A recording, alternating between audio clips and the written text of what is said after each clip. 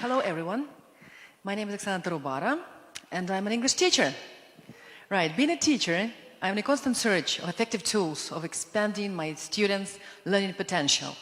Though I have never taken any special courses and no special training in drawing, in spite of the fact that I'm not an artist at all, well, I draw while teaching English, I draw for teaching English.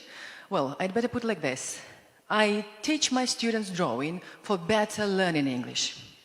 Right, you see, quite strange, isn't it? English teacher teaches drawing. Well, logic isn't my strong point, and it has never been. But first things first, let me show you something.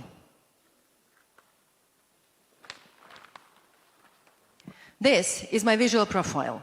And I've got a task for you, because I'm a teacher. I'm keen on tasks. Look at it, and in 5 seconds, try to come out with the ideas. What every picture stands for. Or, in other words, how every picture is connected with the personality of the speaker. You know, I'm not shy at all, I'm not modest. So 15, ESP, CPD, what does it mean? Please come out with ideas. Maybe, okay, what else?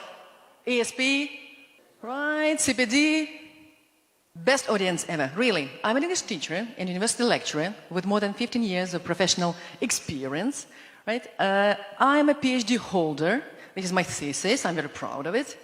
I'm Associate Professor of Foreign Languages Department at Shevchenko, Chernihiv National Teacher Training University. My research interests include teaching adults, English for specific purposes, continuous professional development, that's why I'm here, and I'm especially keen on bringing innovative teaching techniques into language classroom. Now let's get down to the second picture.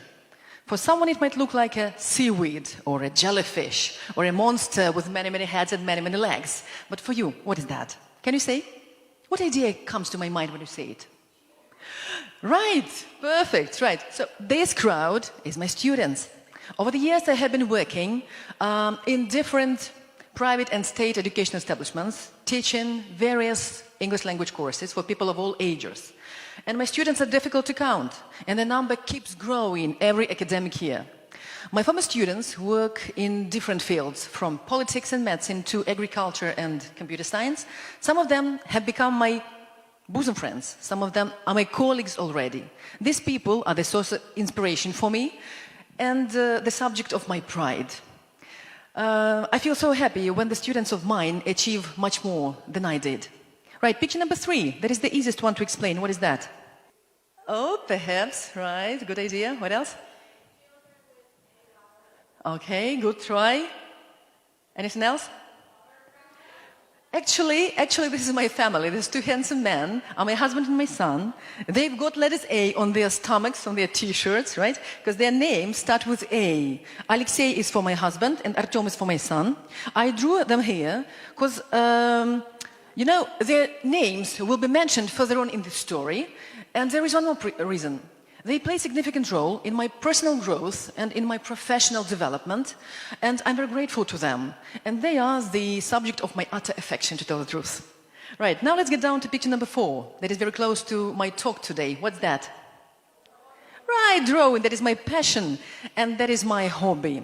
Actually, not drawing itself, because I'm not very good at it, scribing. Lately, there's a great buzz over internet, which has to do with graphics and design. You might have come across such terms as visual facilitating, visual note-taking, sketchnoting, doodling, scribing, art scribing. They're all about capturing spoken information with the help of simple drawings. Well, I've been inspired to start scribing by 2 great men. The first one is Graham Shaw. He's British business consultant and business trainer. He's TED speaker, as I am now. I'm very proud of that, right? And he is the author of the book Cartooning for Learning. And the second person is Igor Zabolotny, who created the School of Visual Facilitating and Art Scribing in Chernihiv, where I am from, and he gives very successful masterclasses all over Ukraine and even abroad. When I was participating at one of his schools, an idea came to my mind. Well, if I can scribe, and that is fun, why not share this fun with my students? Okay. Well, these 2 great men managed to persuade me that I can draw. And now I'm sure that everybody can draw. At least, if you can draw something like a line, right, a squiggle, or a dot, you definitely can draw. Right, so we're all able to draw something, at least to communicate the idea. But then you might ask me, how drawing is connected with learning? And how can drawing expand our teacher's potential? Actually, to a great extent. And I'm telling this from my own experience. And now I've got a question to you. Have you ever had problems remembering things? Can you raise your hands if you have any problems remembering things? Yeah, I see that many people know what I'm talking about. When I was a schoolgirl, the way I used to learn something was like this. I had a text, which I had to learn, the textbook page, right? So I read it and then reread it. I even tried to rewrite it and copied it for many times, trying to remember it. Of course, reading and writing is a great way to remember something. Well, but when I turned over the textbook page, my mind was blank and my expression was like this. Well, when I turned over the page of the textbook, when I closed my eyes, the only thing I could remember was layout of the textbook page. I could clearly recall the title of the text in the uppercase in the right upper corner. I could even clearly see the picture illustrating the title in the left upper corner. And I could easily recall the number of paragraphs below under the title. It was quite easy for me. I was able to describe in details the picture illustrating the paragraph. But the contents of the text remained vague and uncertain to me. So at that time, being a kid, I understood that my mind likes pictures much more than the text. But how to learn verbal information? How to learn text? Well, I got my personal solution at biology lessons when my class started to learn biology in the 5th or 6th grade. Well, we had a brilliant biology teacher. All students cheat, and all teachers know that sometimes students cheat, right? Our biology teacher was so great that she allowed us to use our cheat sheets at the tests unless they contained any single word, no words at all, only schemes, diagrams, pictures, simple drawings and whatnot. And biology was just a piece of cake for me and my classmates. Even today, being woken up at night, I can draw the scheme of photosynthesis or the scheme of water circulation in nature. That is quite easy for me. At that time, I made my personal discovery. Turning text into simple drawings makes information memorable, at least for me. From that time on, I continued to use this simple trick every time I needed to remember something. At school, at university, getting ready for the tests or exams, even going shopping. The first person I entrusted my secret to was my son. By the way, what's his name? Yeah, that's right, Artyom. You know, he's quite a cute guy. He is used to settle all his school matters by himself. But once he came up to me with a great problem. Right, so my son, for the first time in his life, couldn't learn the poem. Why? Because the poem was too big. It contained 40 lines in 10 quatrains. And by the way, it contained a lot of repetitions and homogeneous parts. Well, I wasn't sure that my trick could work for my son, but nevertheless, we worked for a little while and we scribed every line of this poem, and he learned the poem in no time. The next time, the next day, when he returned home from school, right, he got an excellent mark and 2 new friends. The case was that he taught his new classmates the same trick and they could recall the poem in no time. That was very, very easy. Right, this was the first time when I used simple drawings to teach other people. Actually, my son taught me how to use simple drawings to teach other people. Would you like to see our sketch? I'm going to show it to you, okay? But again, here is a task for you. Look at the sketch and try to guess who is the author and what is the poem, okay? What's that?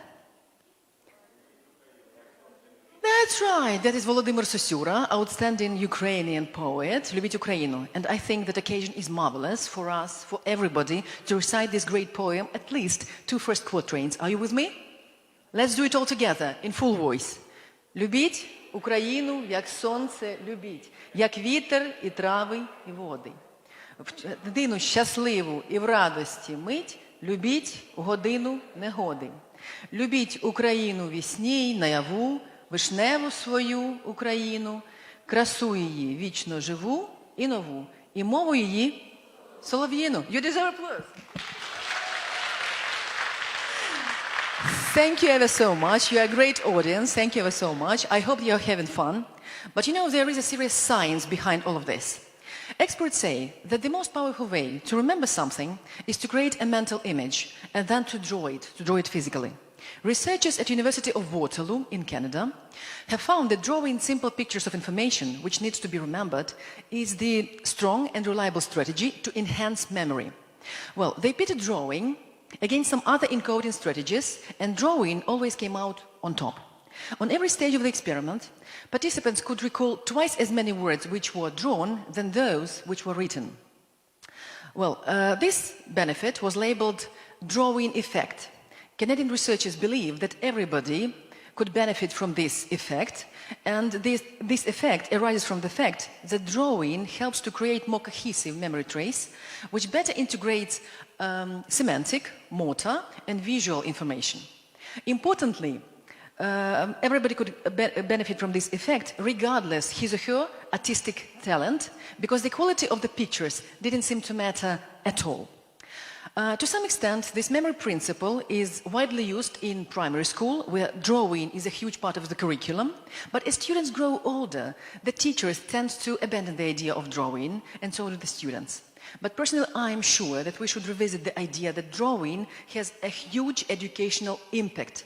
At my English lessons, even at university, I use visual facilitating and art scribing, not only for creating a successful language learning environment, but also for stimulating my students' creative thinking, imagination, and memory.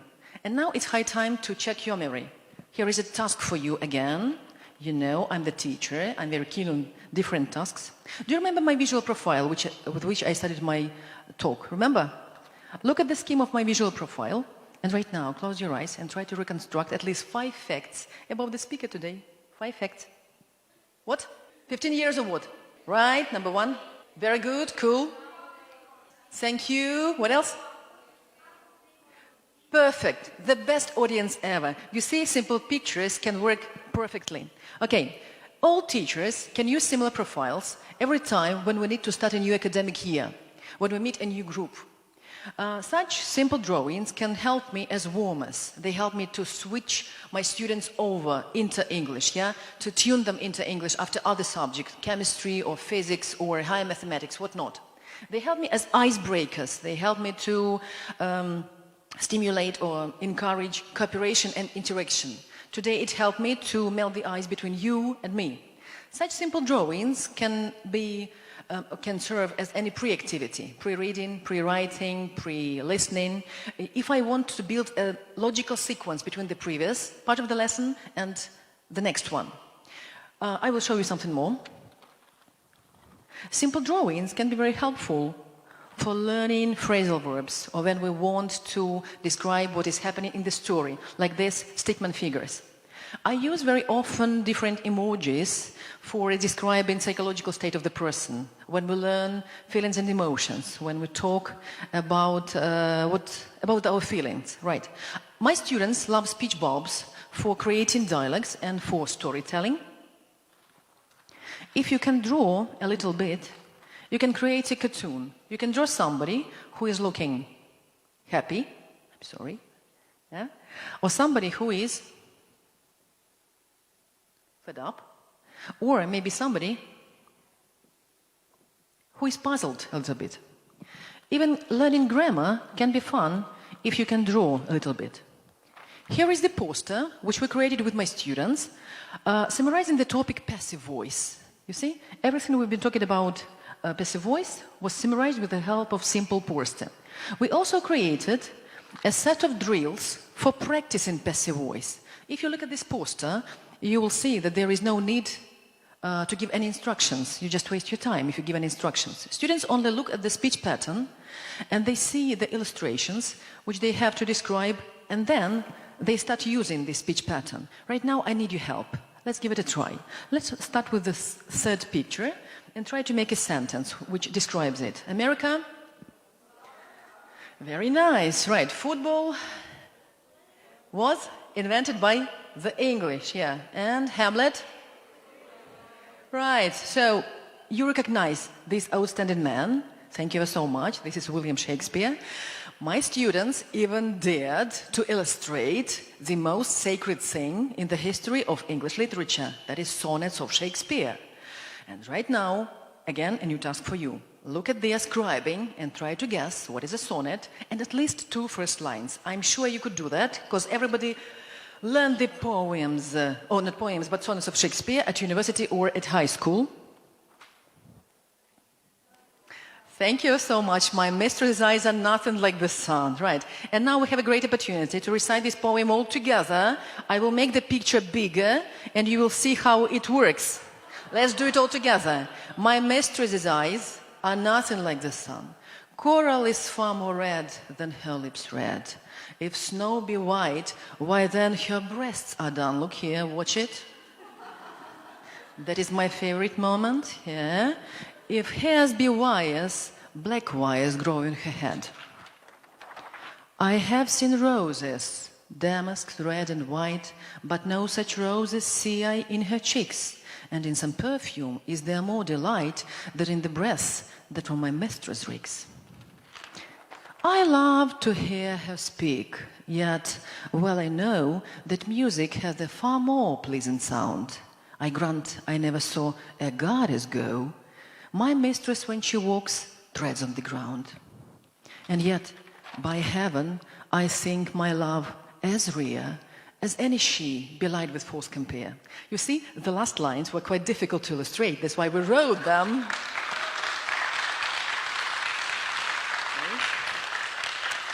Right.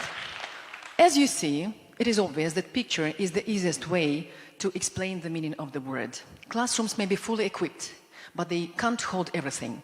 And sometimes it's just a marker and the whiteboard, right? A piece of chalk and a blackboard, which can save you. You can draw something. You can build a mind map. You can create a cartoon. Visual facilitating in the language classroom helps you to grab students' attention. It helps you to encourage